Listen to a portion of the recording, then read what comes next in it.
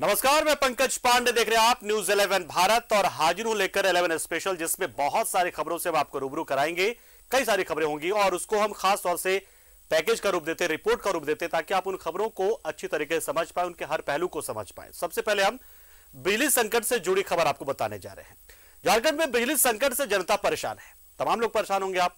दूसरी ओर अब इस पर सियासत भी शुरू हो गई है, गरमाने लगी सियासत। राज्य सांसद संजय सेठ ने बिजली संकट को लेकर राज्य सरकार पर जोरदार निशाना साधा, जिस पर कांग्रेस ने भी पलटवार किया। एक रिपोर्ट आपको दिखा रहे हैं इस पर। झारखंड में इन दिनों बिजली का संकट चल रहा है। राजधानी में भी बिजली आपूर्ति खराब है। संजय सेठ ने मोमबत्ती जलाकर इस पर विरोध जताया, राज्य सरकार पर हमला किया। उन्होंने कहा कि बिजली संकट के कारण लोग परेशान हैं, उद्योग धंधा चौपट हो रहा है। ग्रामीण इलाकों में 24 घंटे में मात्र 3 से 4 घंटे बिजली रहती है। मैं ईचागढ़ के सुदूर इलाकों में, सिल्ली, इधर बुड़मुख इलाके में, ओमेडंडा नीचे तक चले जाओ, खिलाड़ी तक चले जाओ, कहीं लाइट नहीं। 2-4 दिन समझ में आता है कि मेंटेनेंस है, लाइट नहीं रहेगी। महीनों महीनों में लाइट नहीं। और आपने वायदा किया था कि हम 24 घंटे बिजली देंगे, वो वायदा कहां गया? और स्थिति इतनी खराब कि बच्चों की पढ़ाई छूट रही, व्यापारी त्राहिमाम कर रहे। आप बोले हम पूंजी निवेश करने के लिए रोड शो कर रहे हैं, कहां? व्यापारी उद्योग बंद हो जाएंगे। उद्योगपतियों ने धमकी दे दी कि भाई हम तो उद्योग का नेत्र ले जाएंगे। झारखंड बिजली वितरण निगम के पास केंद्रीय उपक्रम का लगभग 6000 करोड़ का बकाया है। संजय सेठ ने कहा कि 500 करोड़ रुपए का इंतजाम कर भुगतान करना चाहिए। सरकार प्रचार प्रसार पर करोड़ों खर्च कर रही है। संजय सेठ ने आरोप लगाया कि पिछले 10 जून को रांची में मिनट में हुई हिंसा की जांच फाइल बंद कर दी गई है। रांची बची, लेकिन जो उपद्रवित तत्व थे, जिन्होंने रांची को आग में झोंकने का काम, एक मंसूबा रखा था, क्या हुआ उनका? क्या उनको सजा मिली? क्या उनका मनोबल तोड़ा गया? नहीं, उनका मनोबल बढ़ाया गया। कैसे जांच कमेटी की फाइल बंद कर दी गई? इतना बड़ा कांड हो गया। रांची को कि लॉ एंड ऑर्डर को डिस्टर्ब कर दिया गया। 10,000 लोग एक साथ ईटा पत्थर लेके निकले। क्या कार्रवाई हुई? यह तुष्टीकरण की नीति नहीं चलेगी। और बिना किसी निर्णय के, बिना किसी परिणाम के आपने फाइल बंद कर दी।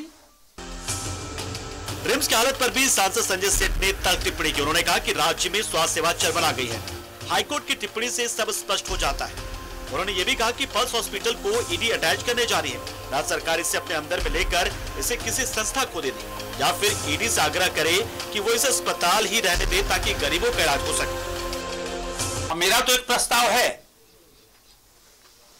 कि अभी जो भ्रष्टाचार की गंगोत्री बह रही है झारखंड के अंदर, तो पल्स जो हॉस्पिटल है,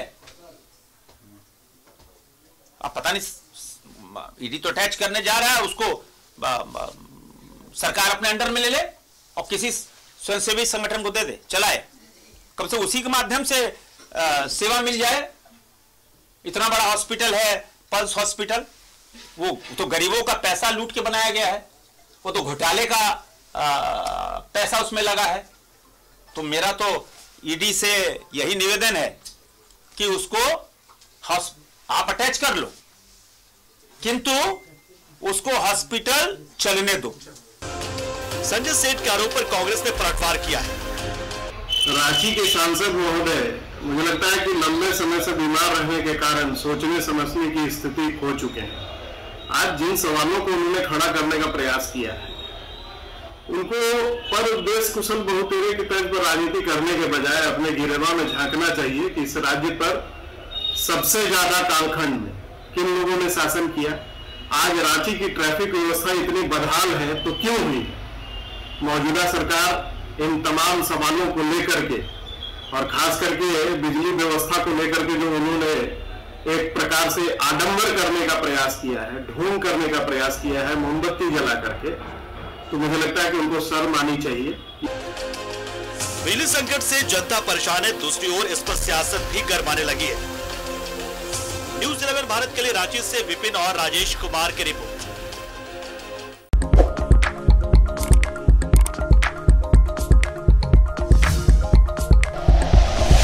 like and share videos, subscribe करें हमारा चैनल और प्रेस करें बेल आइकॉन। न्यूज़ 11 भारत, सच है तो दिखेगा।